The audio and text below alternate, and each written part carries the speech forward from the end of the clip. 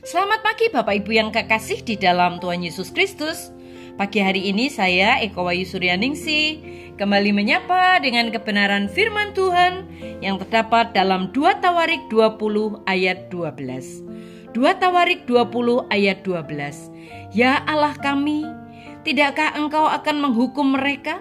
Karena kami tidak mempunyai kekuatan untuk menghadapi laskar yang besar ini yang datang menyerang kami.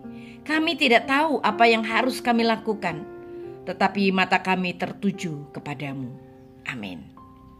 Bapak Ibu yang kekasih di dalam Tuhan, doa adalah terobosan yang berbeda dari doa-doa yang lain. Kita mungkin sering berdoa dan memohon kekuatan atau hikmat kepada Tuhan untuk membantu kita mencapai sesuatu. Dan tidak ada yang salah dengan doa-doa tersebut. Namun dalam doa terobosan, kita berkata, Tuhan, aku tak berdaya. Aku tak mungkin melakukan ini. Ini di luar kemampuanku. Aku membutuhkan Engkau untuk mewujudkannya. Itulah doa yang kita panjatkan ketika kita merasa tak berdaya. Bapak Ibu yang kekasih di dalam Tuhan, setelah Raja Yosafat mengalihkan fokusnya dari fokus persoalan dipindahkan kepada fokus terhadap Tuhan, dia berkata, kami tak berdaya menghadapi pasukan besar yang menyerang kami. Kami tidak tahu harus berbuat apa, tetapi kami berharap kepadamu untuk pertolongan Tuhan.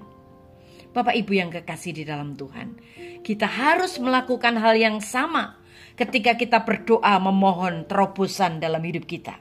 Yang pertama, mari kita katakan kepada Tuhan apa yang kita rasakan. Apakah kita merasa tidak berdaya? Seperti kita terus-menerus berjuang melawan sesuatu tanpa ada perubahan? Kita dapat katakan kepada Tuhan tentang hal itu. Kita katakan kepadanya bahwa kita merasa putus asa dan kita mengakui tentang kelemahan kita. Kita tidak harus menjadi kuat jika kita terhubung dengan Tuhan, karena Dia Allah yang Maha Kuasa. Kita tidak harus mengetahui segalanya jika kita terhubung dengan Tuhan, karena Tuhan Maha Tahu. Kita tidak harus berada di mana-mana jika kita terhubung dengan Tuhan, karena Tuhan ada di mana-mana. Tuhan berkuasa atas dunia ini. Apa yang harus kita lakukan ketika kita berada dalam situasi yang tidak dapat kita kendalikan? Apa yang harus kita lakukan ketika kita berada dalam situasi yang tidak bisa kita ubah? Situasi yang tidak bisa kita kelola? Kita harus menunggu dan percaya pada satu hal yang kita ketahui benar tentang Tuhan. Seperti Raja Yosafat, terkadang iman kita berarti tidak melakukan apa-apa. Kita hanya berdiam diri, menunggu dan percaya. Jika kita mencoba melakukan sesuatu, itu mengembalikan kendali ke dalam tangan kita.